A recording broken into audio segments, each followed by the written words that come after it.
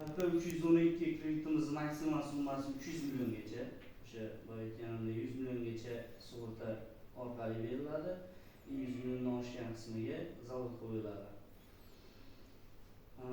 Kimda nima qanaqa bir o'zini qiziqtirgan savollar bormi? Foizi qanaqa bo'ladi?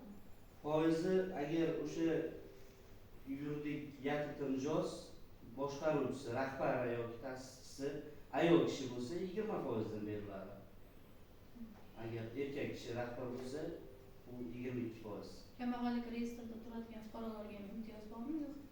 Kambag'allik reyestrida turadigan fuqarolarga kredit qilib beramiz, faqat 312 emas, imtiyozli kredit qilib beramiz. Foizi qanaqa bo'ladi? Foizi ayol kishiga 23%, erkak kishiga 25%. Dazlojni yopsa ham bo'ladi, uni? Bo'ladi, muddatnomani yopsa bo'ladi.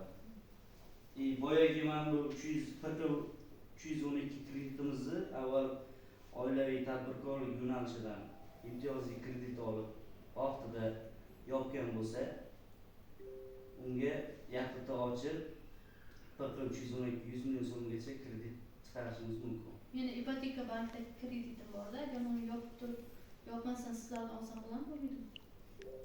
Byudjet xodimi bo'lsangiz bo'ladi. Ipoteka boshqa bankdagi kreditini sotib olish, arzon kreditimiz mavjud. Boshqa bankdagi kreditingiz 28-29% dan yuqori bo'lgan kreditingizni bizni bank o'zi sotib olib, bizga to'lovni amalga oshira olasiz. Unda imtiyoz kamroq bo'ladi. Unda imtiyozli davri yo'q.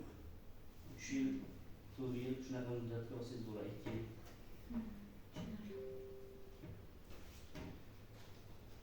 Kimda qanaqa savol bor yana?